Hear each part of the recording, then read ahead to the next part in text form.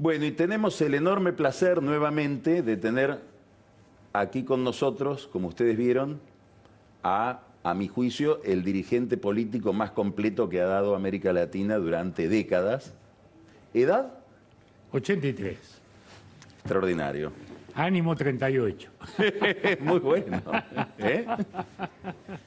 Me metí de nuevo, ¿no? Yo estaba dedicado al debate de ideas, a acompañar a los jóvenes, a escribir mis libros, que hemos presentado alguna vez por aquí también, en fin, a las actividades académicas de los foros internacionales. Y bueno, las circunstancias de mi partido, el partido más histórico del gobierno uruguayo, estaba anémico, sin liderazgo. Y a mi edad tuve que meterme y hoy me siento feliz porque... ¿Cómo es para un político que ha hecho eso tanto tiempo? Volver a la política sería un disparate que le dijera porque usted vive haciendo política. Volver a la lucha política, a la campaña electoral, Mira, al contacto con la gente. Muy claro. ¿Qué significa eso para un político? A mí de la política me encantan dos cosas. Una, la administración. Tuve la suerte muy joven de ser ministro de Industria, ministro de Educación, entonces la administración me encanta. 2 periodos de presidencia. La otra cosa que me encanta es esa, salir a la calle, recorrer. Lo peor es eso que llaman liderazgo político, que es una administración de vanidades y uno termina de psiquiatra de una pequeña corte, ¿no? Entonces, ¿por qué yo no voy primero? ¿Y por qué yo voy segundo? ¿Y por qué esto? Eso es lo único maligno.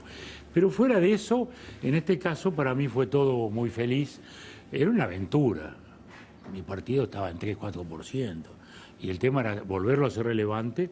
Y en segundo lugar, estamos hablando mayo, junio del año pasado, instalar la idea de una coalición que era el único modo realmente de retornar al poder.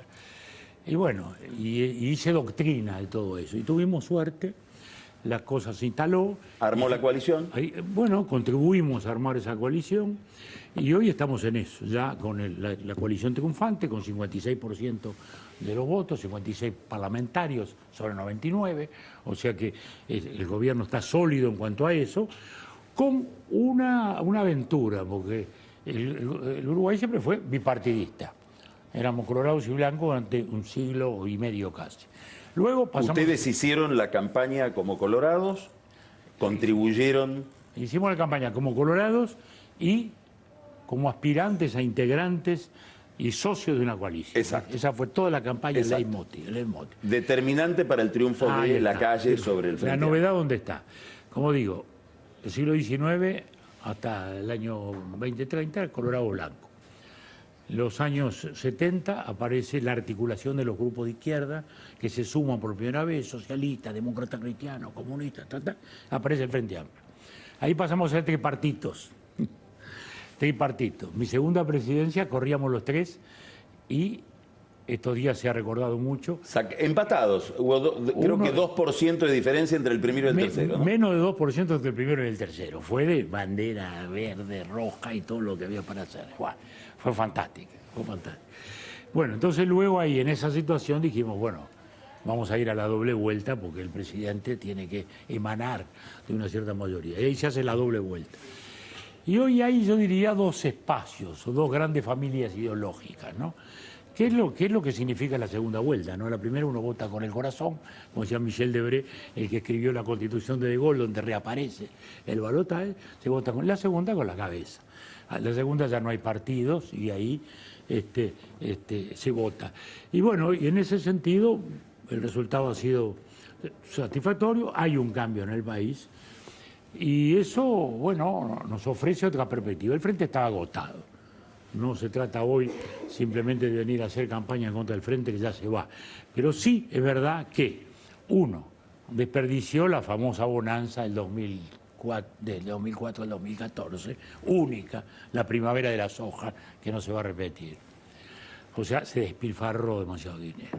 Segundo lugar, entregan una economía comprometida con un déficit del 5% del PBI de déficit, que no es poca cosa, 10% de desocupación, una deuda externa hoy manejable pero no sostenible en el tiempo, y luego una gran crisis de seguridad ciudadana. A escala del Uruguay, naturalmente. No somos Colombia, digamos, no somos México, Pero a escala del Uruguay, una muy fuerte crisis de seguridad que empezó. Y acá viene la novedad. Y es que además de los partidos tradicionales y algunos pequeños centro-izquierda que ya estaba, como el Partido Independiente, apareció un nuevo partido, conducido por quien hasta hace 7 meses era el comandante jefe del ejército. Y eso fue una novedad. Y tuvo una respuesta muy grande que se explica precisamente por demanda de seguridad. Bueno, a ver, el uniforme. detengámonos un poquito en ese problema, que es un problema muy generalizado. Hoy hay dos fenómenos, de un modo u otro, ligados al lugar de los militares en la sociedad, o de los uniformados, para decirlo más ampliamente. Exacto. Uno es este, Seguridad. que lo vemos en Brasil, demanda de seguridad y la aparición de gente que el votante identifica con el orden y le atribuye la resolución del problema. Hay otra dimensión del problema que la estamos viendo en Chile, en Bolivia, que es otro tema sobre el que me gustaría escucharlo, la movilización popular y como una especie de dilemas de falta de fórmula para preservar el orden y ejercer un control del orden popular democrático que garantice, y la retracción de los militares a decir nosotros no queremos, ya nos quemamos con fuego. Es así. Creo que lo estamos viendo en Chile dramáticamente. Hablemos del primer tema, yo diría, que toca Bolsonaro, toca el fenómeno en Uruguay. Bueno, pero ese es un tema muy específico, que se vincula al narcotráfico. O sea, ese es el gran tema, porque el motor o el financiador, porque en Chile mucha gente decía, no, los de Venezuela están atrás. Este es un caso curioso, porque la confesión no hace prueba. Si uno lo oye a Maduro y a Diosdado Cabello, dice, bueno, estos son los que están organizando la revuelta. Pero si a ellos les encantaría decir. Les encantaría, pero no llegan a fin de mes. Entonces, claro, no son. Los que están financiando en Chile, eso es el narcotráfico. Entonces es una mezcla de anarcos con narcos. Sí. Por eso, arriba de una manifestación popular, se montan estos fenómenos patológicos. Pero me parece que lo más importante de entender es que todavía no hemos asumido lo primero. ¿Por qué ese desasosiego popular? Que es la consecuencia directa del cambio de civilización que estamos viviendo. Entonces nos encontramos con, 1, empleo inseguro. Es más prometedor en el mercado, pero muchísimo más inseguro. 2, el ciudadano hoy se representa a sí mismo. Él no agarra el Facebook. No, yo ayer le dije a este gobierno, tanto, viste, con el doctor Vázquez o con el señor Macri. No, le encajé un Facebook anoche. Ah, fantástico. Seguramente no durmió el presidente. Es decir, el ciudadano hoy se representa a sí mismo, no siente la necesidad de una iglesia, de un partido, y esa crisis de la representación afecta decisivamente a la democracia. Entonces nos encontramos con un ciudadano desapegado. Fíjese Chile. 47% votó solamente en la primera vuelta. En la segunda vuelta, que era, en fin, vuelve la derecha, Piñera, 49%. Y ese Chile que estaba en la calle, ¿es el que votó o es el que no votó? Y si hay un ciudadano descomprometido, una ciudadanía de baja intensidad.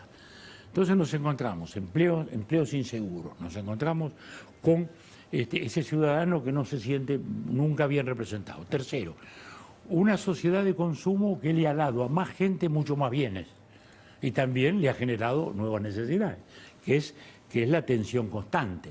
Bueno, en el caso nuestro, usted acaba de mencionar el tema, ¿no? El ciclo que fue del 2004 al 2014, estamos en el anticiclo de lo que usted llamó la bonanza.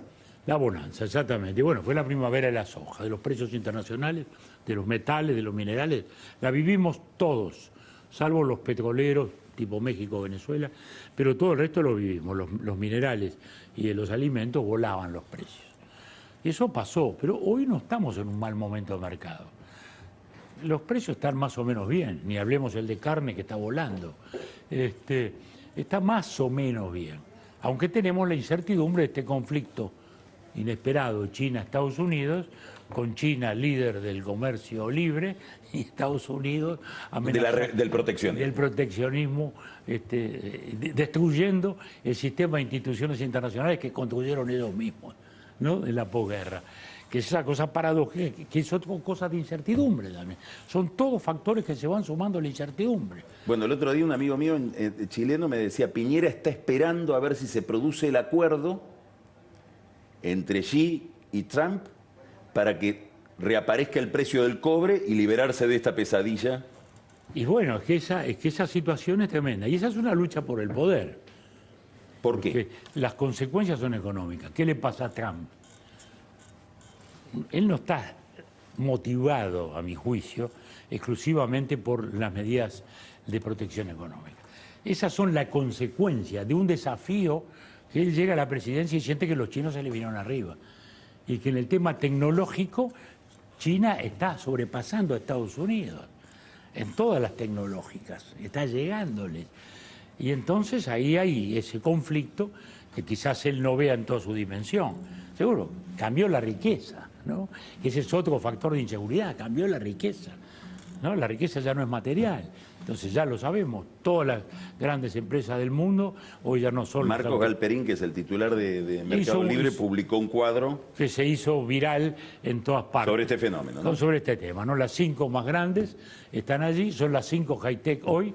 En el 2010 era al revés, no era el 100%, era el 60%, pero ahí todavía sobrevivían algunas de las anteriores, como China, la petrolera China y Exxon, y ya hoy ya no están ni esas. Ni esas. Y ya habían desaparecido antes General Electric, en el envión anterior. Entonces, si cambió la propiedad, si cambió los modos de comunicación entre los ciudadanos, si cambió la naturaleza y las características del empleo, si como consecuencia las instituciones representativas, no solo los partidos políticos están en crisis, están las iglesias, están los sectores intermedios. Bueno, los sindicatos. Están los sindicatos. Entonces todos se sienten rebasados por una expresión multiforme de ese ciudadano que habla en un coro multiplicado que son las redes. Ahora, daría la impresión de que para formar consensos en esa sociedad que usted está describiendo, es más fácil formarlos a partir del repudio a alguien que de la adhesión a alguien. Eso siempre tenemos fue. Estas polarizaciones. Pero eso siempre fue así. A ver. En la política siempre fue así. Ya en Grecia era igual, ¿no? El tema era la campaña en contra. Y en Roma ni hablemos, ¿Y ¿no? qué consecuencia tiene para la democracia que la motivación sea impedir que llegue alguien y no promover que El llegue tema es alguien? que la institucionalidad funcione, que las reglas de juego se respeten. Ese es el punto clave. A partir de allí, bueno, la gente es la que tiene que decidir, que ese es el otro punto en nuestra querida América Latina. El cambio de reglas. Y el ciudadano. Y el ciudadano. Uno llega al Perú y ya Fujimori, sí, pues lo votaron, ¿no? Sí, sí. Y lo eligieron, ¿no? Bueno, sí, sí, no, bueno, sí, no. El ciudadano es el que decide, es el que vota. La democracia es un ejercicio de racionalidad que termina en la aritmética, como decía Aristóteles, ¿no? Y bueno, ganaste por 2 votos, no importa. Ese es el tema. Y allí está el cuestionamiento. Lo que es una pena, por ejemplo, lo de Bolivia. Venía muy bien. Bolivia y Chile eran las 2 vedettes de todos los seminarios internacionales. Más crecimiento, baja de pobreza. Desgraciadamente, ¿qué pasa en Bolivia? El factor político. O sea, un líder popular, indiscutiblemente popular, resolvió entronizarse para la eternidad, ¿no? Rescató todas las tradiciones, incluso la del proyecto constitucional de Bolívar de la presidencia perpetua.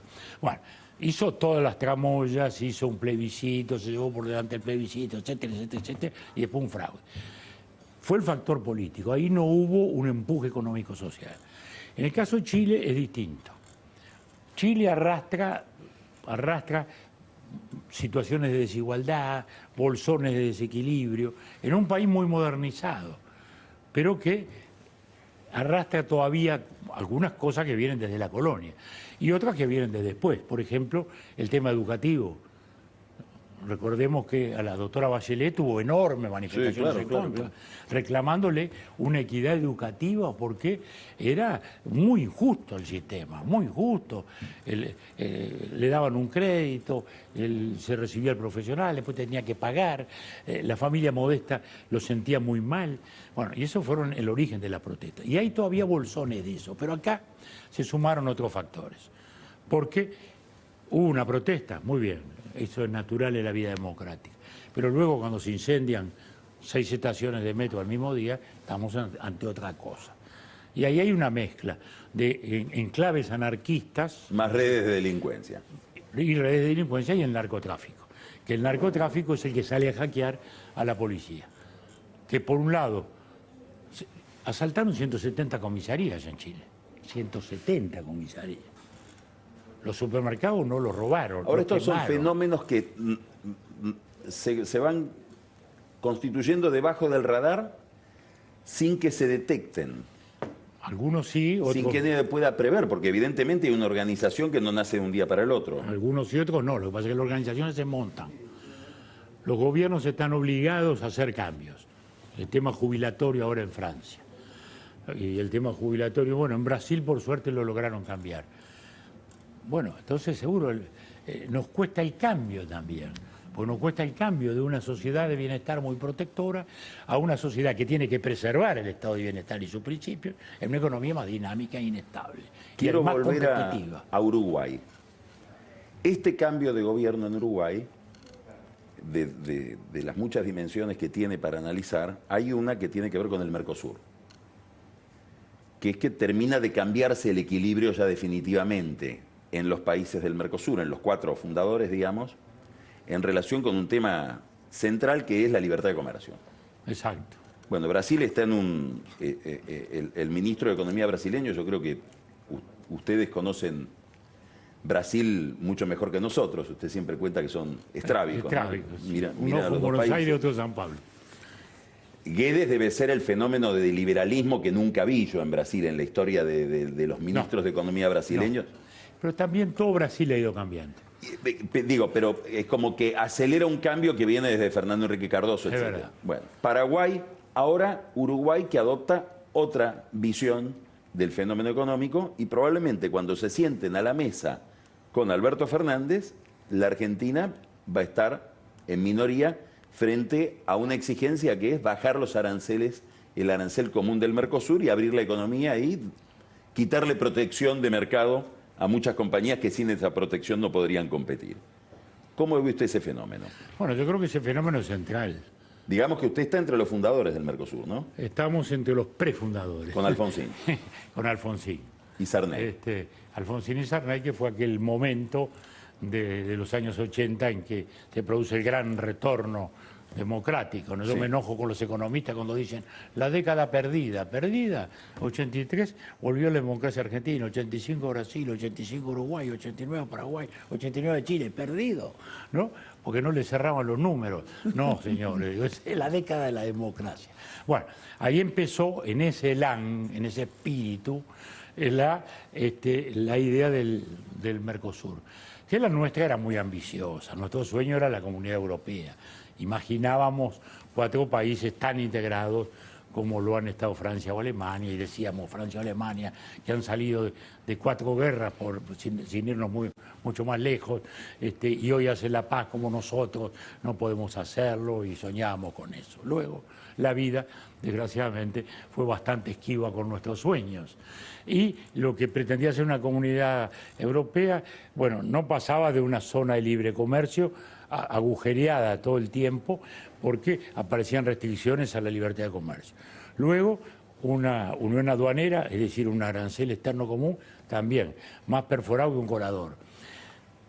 Hoy yo creo que hay que darle al Mercosur un baño de realismo, ubicarnos justamente en la zona de libre comercio de verdad,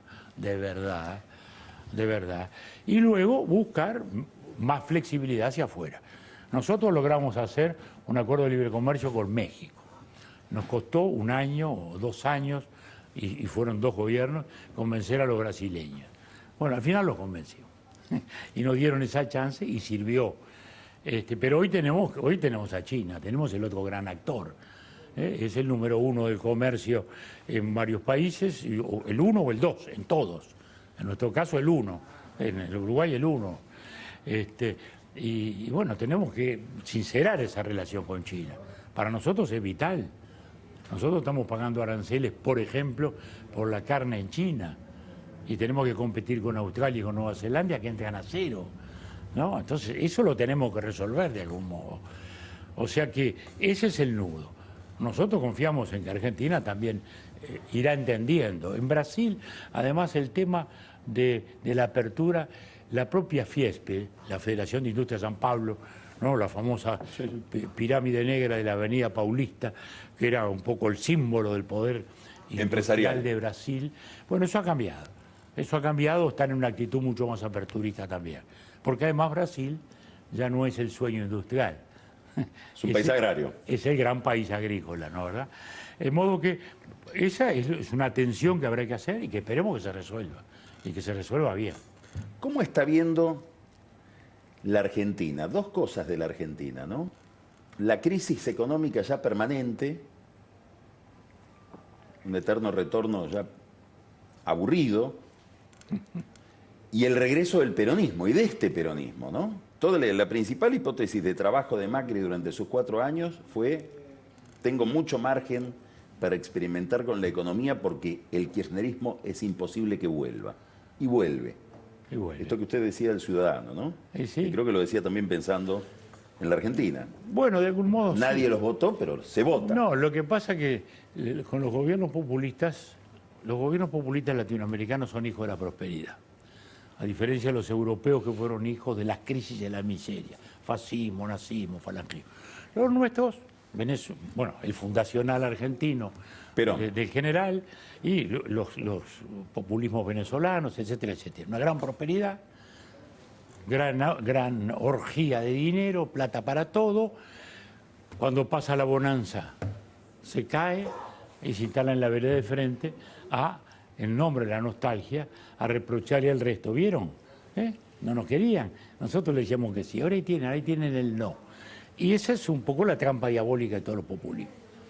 Hoy uno sueña, espera, anhela, como uruguayo, que podamos tener unas buenas relaciones con el kirchnerismo, que las tuvimos tan malas con el doctor Kirchner y con su señora, tan malas, tan agresivas. Estos días que va a haber una transmisión de mando, recuerdo aquella transmisión de mando en que la doctora Kirchner lo enrostra a nuestro presidente, el doctor Vázquez, que estaba sentadito allí, y le pegó unos palos horribles. Sí.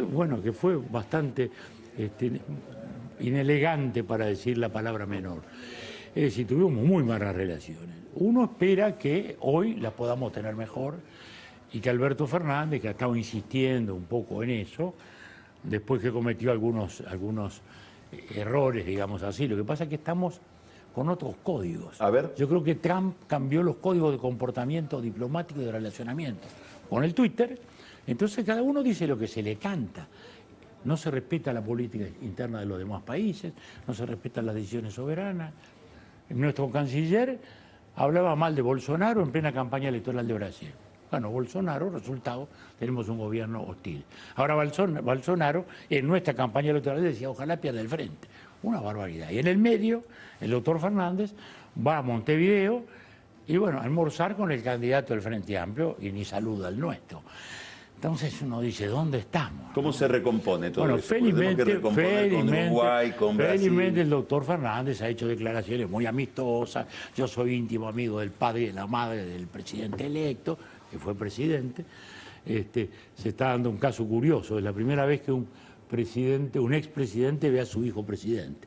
Porque ha habido muchos hijos de presidentes, pero ninguno estaba vivo, ¿no? Esta es la primera vez que se da. Bueno, entonces él habló que era muy amigo, de modo que la voluntad no dudo que la va a poner, como la va a poner el Uruguay. Para nosotros, el punto clave de nuestra política es la relación Argentina-Brasil. Partimos de esa base. Con Brasil es el gran comercio, con Argentina es el turismo, el comercio pequeño y todas esas otras variantes, y la inversión, porque el Uruguay tiene mucha inversión argentina. Claro. La tuvo siempre, la sigue teniendo, felizmente.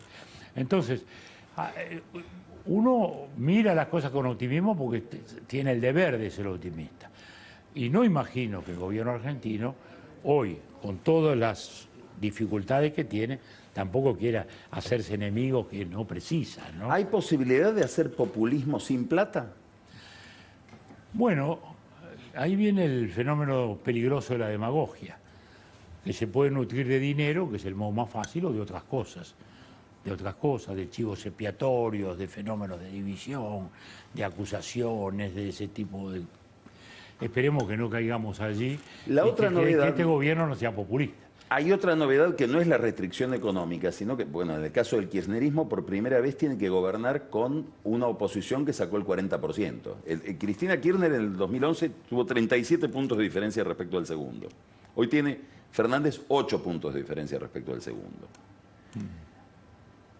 ¿Qué significa eso? ¿Qué significa un discurso que tiene propensiones hegemónicas como el de Cristina todo el tiempo, en un contexto que daría la impresión puede dar lugar a la alternancia? En cualquier momento, un resbalón del que gobierna y viene el otro.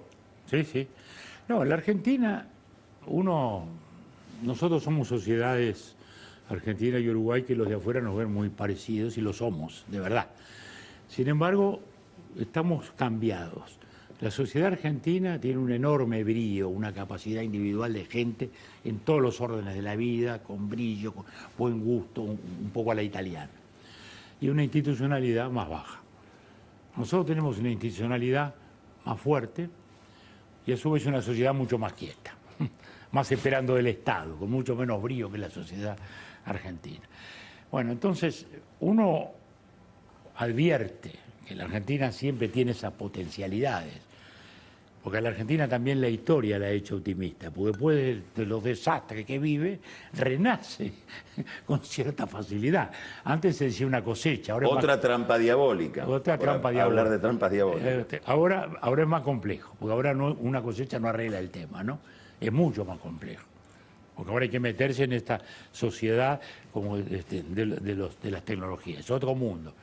No es tan fácil, pero uno dice, la Argentina debería tener todo para eso. Pero el tema es la búsqueda de los equilibrios. También yo personalmente voy a decir una cosa que quizá mucha gente no le guste políticamente. Yo odio las elecciones intermedias. Fue parte de la tragedia de Macri. Pues tenía a los 2 años una elección. Entonces, ¿qué hago? Hago el ajuste, subo las tarifas, y pierdo la elección y paso a ser un ocupante precario de la Casa Rosada. O hago lo que hice. Bueno, la jugada salió muy mal, desgraciadamente. Se endeudó para aguantar y después salió a hacer, sin ya el estado de gracia del comienzo, medidas más duras que generaron esta situación. Esas son trampas mortales, porque no se puede vivir en campaña. Los gobiernos precisan calma y precisan tiempo. Una reforma jubilatoria no es para un día, el equilibrio fiscal no se logra en un día. Y bueno, la Argentina, eso le ha costado mucho y le sigue costando mucho. Le quiero hacer una última pregunta. Ustedes van a un gobierno de coalición. Sí. En la Argentina en realidad gobiernan coaliciones. Si uno mira, bueno, Juntos por el Cambio, Cambiemos es una coalición explícita. Esta que viene ahora es una coalición también. Hay una distancia enorme entre lo que puede representar Cristina Kirchner y su grupo y algunos gobernadores del interior y el propio Fernández.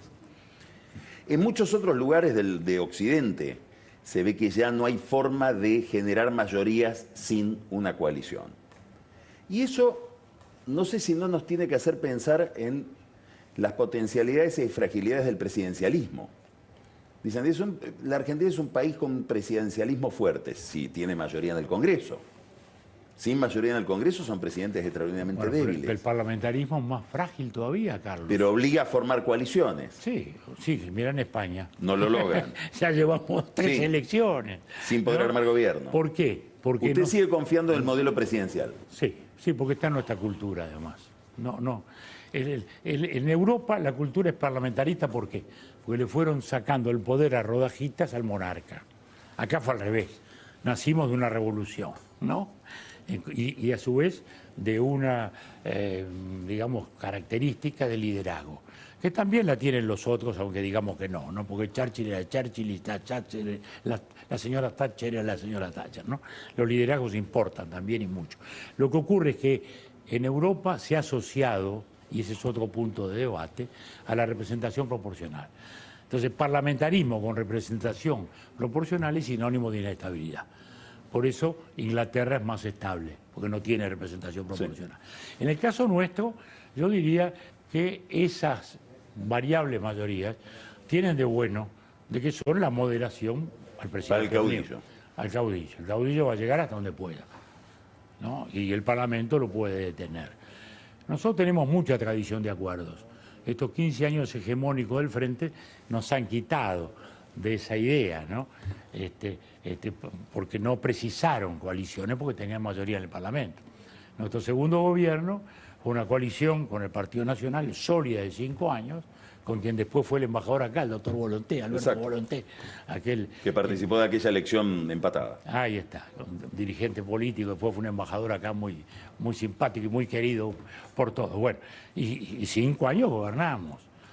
Antes hubo una coalición más inestable en el gobierno de la calle, pero siempre coaliciones. Y bueno, la política requiere eso, la política requiere consensos, administrar las discrepancias y a veces corregir las instituciones para darle funcionalidad, porque tampoco el Parlamento es una tomografía computada de la opinión. Correcto. No, tiene que ser un mecanismo que habilite un gobierno que funcione. Pero personalmente creo que el presidencialismo sigue estando en nuestra cultura, en nuestros hábitos institucionales. El Uruguay vivió la aventura del colegiado. Sí. Don Pepe Valle, gran reformador, el gran constructor, digamos, de la democracia moderna uruguaya, trajo de Suiza el modelo y tuvimos varias experiencias de gobierno colegiado para diluir el poder de los caudillos y no funcionó. De modo que el tema es que los presidentes tengan los límites de un poder judicial independiente, de una prensa independiente y de un parlamento que actúa con responsabilidad. Julio María Sanguinetti, maravilloso como siempre. No, Muchas por gracias una vez más.